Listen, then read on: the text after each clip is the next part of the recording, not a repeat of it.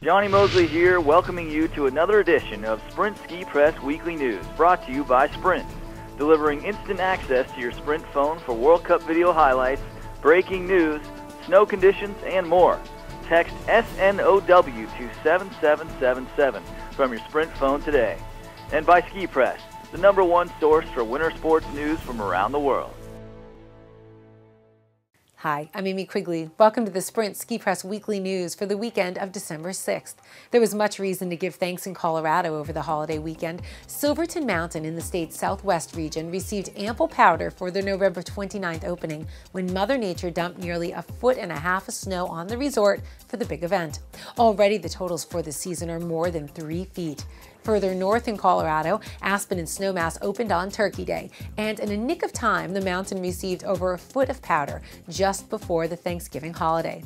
The snow continued through the weekend. The weather conditions made for some interesting ski racing during the World Cup slalom on November 30th, when the Czech Republic's Sarka Zarovska won, despite heavy snow and unyielding wind. It's the first World Cup ever for her nation.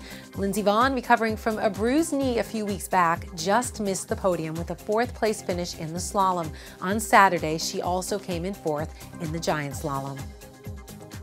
The men were at Canada's Lake Louise, where Austrian Hermann Maier won another Super G. He's the greatest Super G skier of all time, with 24 wins under his belt. All told, he's won 54 World Cup races. Pretty remarkable. He and Bode Miller certainly have put some life into the World Cup. Unfortunately for Miller, who did not finish the race, the best American outing at the Lake Louise event was by Mark O'Sullivan. It was his personal Super G best, with a tie in 5th place. This weekend, the World Cup heads to the slopes of Beaver Creek, Colorado, for the legendary Birds of Prey downhill.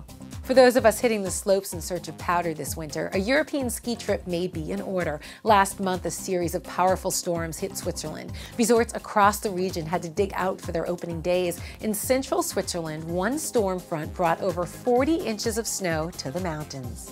Mother Nature has also been kind to many eastern resorts. Aside from the snow that's fallen on areas across New England, snowmaking has allowed mountains like New Hampshire's Sunapee to open ample terrain. The resort has more than 1/4 of its acreage available, and if you head to the mountain this weekend, you'll find a deal. Ski or ride on Sunday, December 7th for only $30 with a contribution of 5 non-perishable food items, and they'll go to local families and food shelters.